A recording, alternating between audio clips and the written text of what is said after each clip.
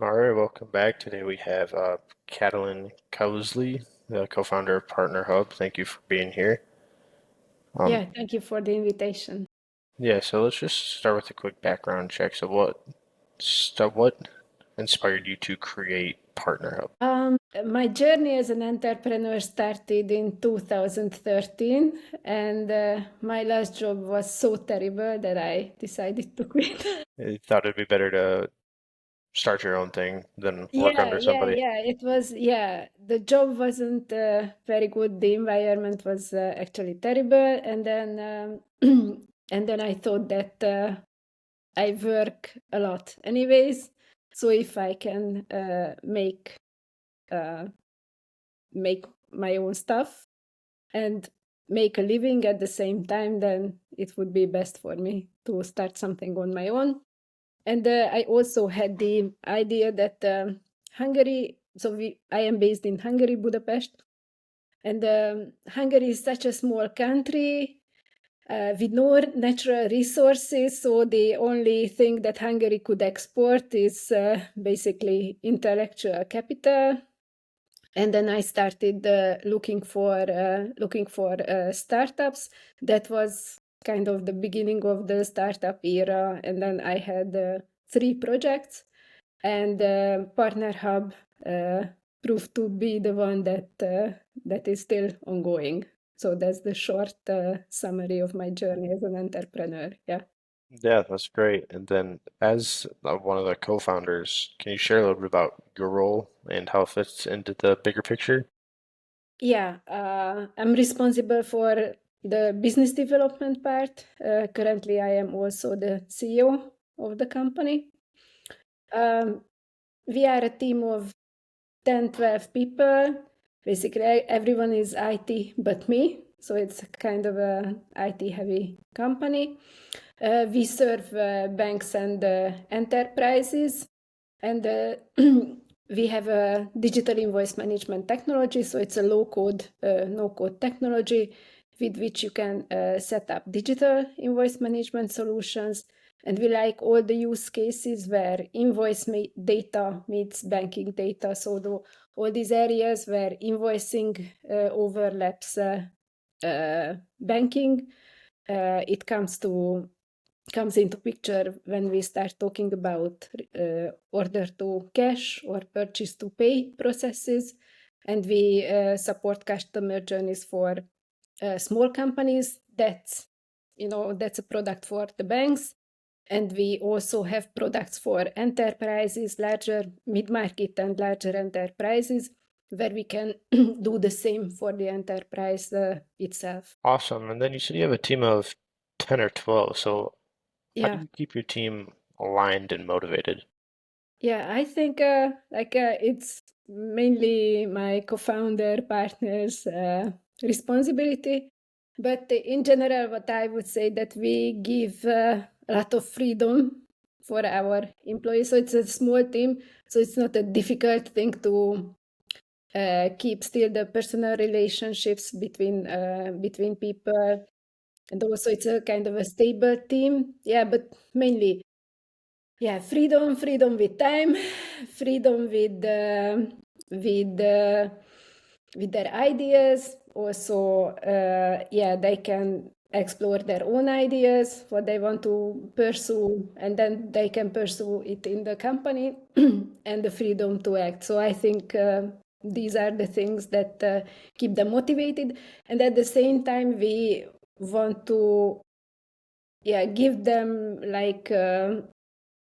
How you say, tasks or projects which contribute to their own professional development as well. Yeah, perfect. And then, so how do you guys in Partner Hub approach goal setting and growth planning? And Yeah, then, yeah, sorry. And then what would you say has been your most successful growth strategy? yeah. It's I think it's kind of a longer story. With the banking product, with big product, we had a good kickstart for the company. So we managed to onboard the two largest Hungarian banks within 3 years with the same product.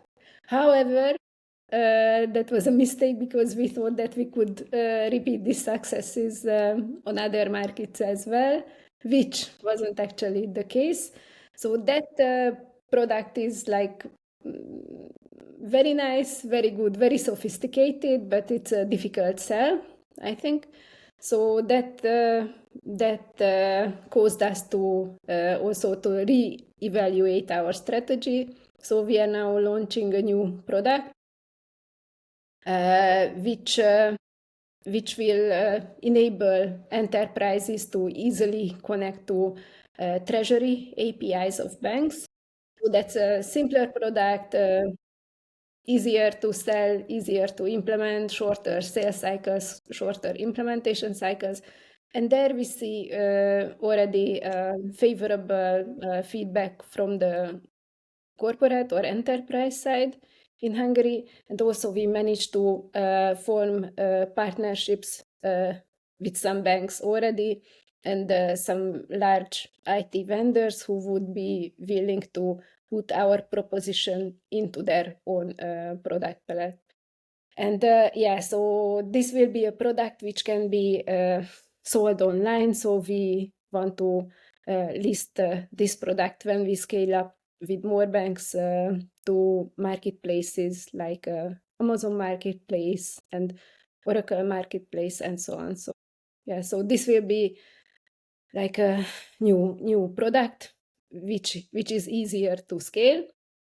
And at the same time, we will still continue with the other product which we would like to sell to banks because the regulatory environment is changing favorably. So I think the lack of the demand was also part of that. Our product relies on at least having invoicing regulations in place, also real-time payments in place. And now we are getting, to the place where real-time payments are implemented in more Yep. and more countries, and the invoicing is coming. So I think the right time will come, hopefully soon. Yep. That sounds great. And then would you say right now you guys are more focused on acquiring new clients, or are you trying to grow existing accounts that you already have? It's like both, Yeah. but yeah, but hey, say we cannot afford not to do both because with the existing accounts, yeah, we would like to keep them happy. At the same time, they have new requests, so that is one part. But stronger focus now is on the acquisition of new customers because we need to diversify our customer portfolio and also the growth could be ensured by the new customers. Yeah. I think that makes sense. It's good to focus on both to keep your company growing the right way. But so now I'm gonna move Yeah, and into sorry, getting back to goal setting, right? Because that yeah, was the original question. We are privately owned, so we don't have any outer pressure from yep, from from a capital yeah, partners, yeah, which is a good thing and a bad thing. Like hmm it works both ways, but uh, but this allows us to be kind of flexible, to be flexible with the goal setting and realistic also. So yeah, absolutely.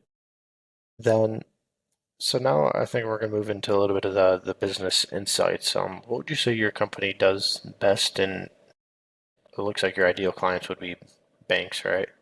yeah, So yeah, yeah, what for would you say your banks, company does best for these banks? yeah, for banks, what we can do best, and I really think we can do it best is like whenever the bank wants to deal with invoice data of their customers in any ways, we can help the bank to make the most out of these invoice data assets. So we can ensure the access to invoice data in various ways. We can manage the invoice data on the backend operations, and then we have also intelligence, business intelligence, what are the use cases that the banks can pursue related to invoicing, invoice management, invoice data, and intersection of banking. Yeah, that's great. And then as far as the industry you're in, what are some major shifts that you see, and then how has that impacted your business? Yeah, I already mentioned that real-time payments and the invoicing regulations uh, is a major driver for our business. And let me so these are the market drivers that I would mention. Definitely AI is something. Mhm. I think that has various effects on each IT business, not only us, but each IT business. I think there is kind of um, even a squeeze out effect Yeah, because everyone focuses on AI. Everyone has like FOMO about AI, and then that squeezes out other use cases and other business cases. On the other hand, we ourselves as a tech company, we cannot rule out experimenting with AI. So that is something that needs to be taken into account. And the other thing is that I think is important to mention is the emergence of ecosystems, business ecosystems, data ecosystems, integrations. So I think that these will have a profound effect on how customers are served today. And what else? And then so technology changes in banking, Mhm. so that banks are now uh, more and more API ready. They are doing their core system upgrades, um, emergence, and as a consequence, the emergence of API banking is something that influences our business as well. Yeah. And then would you say, so do you only work with banks or do you work with other businesses as well? We work with other businesses as well. So we work with corporates or mid-sized enterprises, large corporates. What we do for them, we can support their digital invoice management processes. So AR, AR, AP workflow management with also with our low code technology, and we ensure the bank connectivity via API to these treasury Yeah. APIs. So Yeah. then how would you say you currently find and convert your leads then if you don't do strictly banks? So if we are looking with the corporate, so what is the conversion rate, or what is the question? Yeah, so say you're looking to find new clients, Mhm. um, and besides banks or other businesses, how do you find your clients? Oh, okay. We have the traditional B2B sales strategies at the moment. Uh, we generate content, so we try to be on the thought leadership Hmm. side. And then later on, we will move to, as I mentioned, to marketplace presences. That I think will be a core of our sales strategy in the future. Yeah, But currently, we are still in the, I wouldn't say POC phase, but initial phase for this Treasury API connectivity product. So that's a start. And then I also mentioned before that we have partnerships with banks, so who publish their APIs. We go to them or try to make a partnership agreement with them so that we can be technology implementation partners for their customers. Yeah, That absolutely. also generates a pipeline. Okay, cool. Yeah, the content is, I've heard that's pretty successful. So then, what would you say would be one system or tool that you couldn't live without in your business? There's no one like Yeah, everything's maybe equally all as of them. important. Yeah. Yeah. So we are fully virtual. In that sense, we need to rely on all our systems. Yeah. Okay, then how about what if I could give you like a magic wand to improve or to have one part of your business be perfect and that you don't have to worry about it again? What would you say? Yeah. Uh, I wouldn't highlight any one areas. Just would like to double the company as it is now. So yeah. Okay, that makes sense. And then, so is the kind of closing question I like to ask everybody. What would you say would be your goals or the vision for the company in the next 6 to 12 months? We would like to establish some kind of presence in India. That's a plan that we've had for a couple of years now, but it hopefully now it can materialize. And then yeah, focus on the treasury API connectivity in terms of client acquisition and also the number of banking connections. So I think that that would be our focus for the next half year, 1 year. Yeah, I think that's great. So you're trying to reach out to other parts of the world. It's a great growth strategy there. Would you, so as we're wrapping this up, is there anywhere people, where can people find you or Partner Hub? Where should they go? LinkedIn, maybe social media, because you got those contents, or maybe the website, anything like that you want to shout Yeah, out? yeah. Please come to the PartnerHub website, which is partnerhub.hu. And please check me out on LinkedIn personally because I am posting most of the things about PartnerHub. So, yeah, maybe we can put my links as a note uh, to the podcast. Yeah.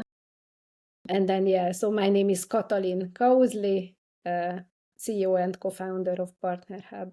Anything you want to ask about like digital invoice management or treasury APIs, intersection of invoicing and banking, feel free to reach out. All right, great. Yeah, we'll definitely have everything attached below so then they can find you. I'll put your website and your LinkedIn in the description down there. But yeah, that is all I have for right now. I appreciate your time today. Yeah, thank you.